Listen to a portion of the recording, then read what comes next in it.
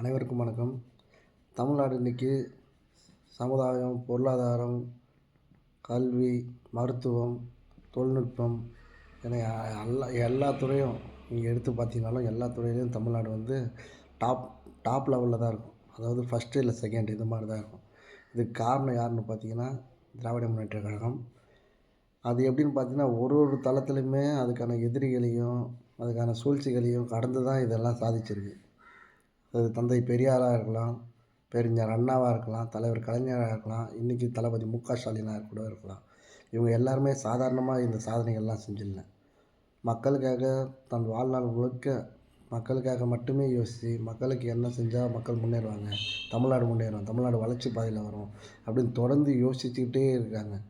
இவங்களோட சிந்தனைன்றது முழுக்க முழுக்க தமிழ்நாட்டின் வளர்ச்சி சார்ந்தது தான். அதனால தான் இன்றைக்கி வந்து தமிழ்நாடு நவீன தமிழ்நாடாக மாறியிருக்கு.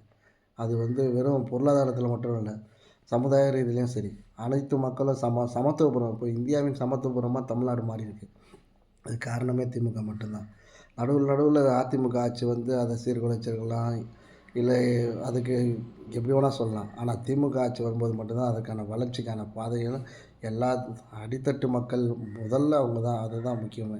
திமுக பொறுத்தவரைக்கும் அடித்தட்டு மக்களுக்கு தேவையானதை தொடர்ந்து செஞ்சுக்கிட்டே இருக்காங்க. இது வந்து நிறைய பேருக்கு புரியாமல் போகுது. அதாவது திமுகவை எதிர்க்கிற எல்லாம் கீழே இருக்கவங்க கீழே தான் இருக்கணும், மேலே வரக்கூடாது அப்படின்னு சிந்தனையில் இருக்காங்களே, அந்த பார்ப்பன சிந்தனை அந்த மாதிரி இருக்கவங்க, அதுக்கப்புறம் நான் ஆதிக்க வர்க்கம், நான் ஆண்ட வர்க்கம்னு இருக்கவங்களுக்கு இது எப்பவுமே திமுகவை பிடிக்காமல் இருக்கிறதுக்கு நிறைய காரணம் இருக்குது. இதான் வந்து முக்கியமான காரணம். அதில் வந்து அதுக்கு ஊழல்ன்னுவாங்க, குடும்ப அரசியல்ன்னுவாங்க, இது போல் நிறைய சொல்லுவாங்க. ஆனால் அதெல்லாம் எதுவுமே காரணம் இல்லை. திமுக அடித்தட்டு மக்களுக்கும், ஏழை மக்களுக்கும் எல்லாரையும் ஒன்றா பார்க்குது, எல்லா மதத்தையும் ஒன்றா பார்க்குது, எல்லா சாதியும் ஒன்றா பார்க்குது.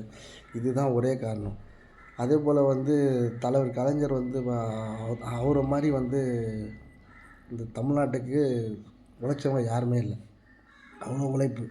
நீங்கள் ஒரு சின்ன திட்டமாக இருந்தாலும் சரி, இல்லை எவ்வளோ பெரிய திட்டமாக தமிழ்நாட்டில் எவ்வளோ பெரிய பில்டிங்கோ, இல்லை எவ்வளோ பெரிய கட்டுமானங்களோ, நீங்கள் பார்த்து ஒரு பாலமோ எதாவது பார்த்து வியக்கிறீங்க, இல்லை இது எப்படி இப்படி பண்ணியிருப்பாங்க அப்படின்னு யோசிச்சிங்கன்னா, அது எல்லாமே கட்டினது, உருவாக்குனது, திட்டம் எடுத்துகிட்டு வந்தது, அது சட்டத்தின் மூலமாக நிறைவேற்றினது எல்லாமே தலைவர் கலைஞராக தான் இருப்பார். தலைவர் கலைஞராக தான் இருப்பார். அது வந்து நிறைய பேருக்கு வந்து தெரிஞ்சுமே அதை வந்து மறைப்பாங்க.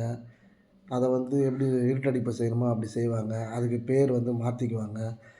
இப்படிலாம் ரொம்ப இது பண்ணி தான் இப்போ தமிழ்நாடு வந்து கலைஞரை இன்னும் எவ்வளோ கேவலப்படுத்தணுமோ படுத்திட்டு இருக்காங்க. ஆனால் வந்து தலைவர் கலைஞர் புகழை மறைக்கவே முடியாது.